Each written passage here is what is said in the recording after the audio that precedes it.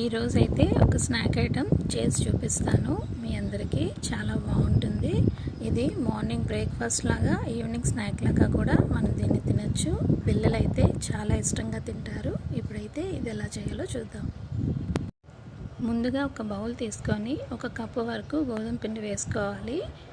1/2 cup వరిపిండి వేసుకోవాలి. 1/2 cup బెల్లం వేసుకోవాలి. 1/2 స్పూను ఉప్పు కూడా వేసుకోవాలి. ఇవన్నీ వేసిన తర్వాత బాగా మిక్స్ చేసుకోవాలి, చేత్తో కానీ స్పూన్తో కానీ.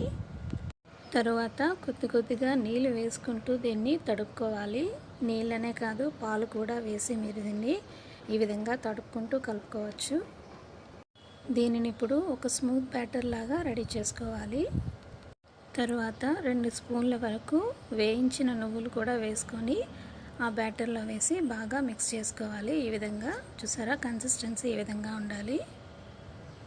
ఇప్పుడు స్టవ్ వెలిగించి స్టవ్ మీద పాన్ పెట్టి, పాన్ వేడెక్కిన తర్వాత 1 స్పూన్ ఆయిల్ వరకు వేసుకోవాలి.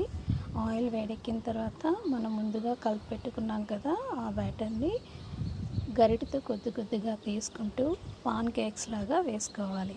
చూస్తున్నారు కదా, ఈ విధంగా చిన్న పాన్ కేక్స్ లాగా వేసుకోవాలి. ఈ స్నాక్ అయితే చాలా బాగుంది. పిల్లలైతే చాలా ఇష్టంగా తింటారు. పిల్లలనే కాదు, మనం కూడా చాలా ఇష్టంగా తింటాము. మీరు తప్పకుండా అయితే దీన్ని ట్రై చేయండి.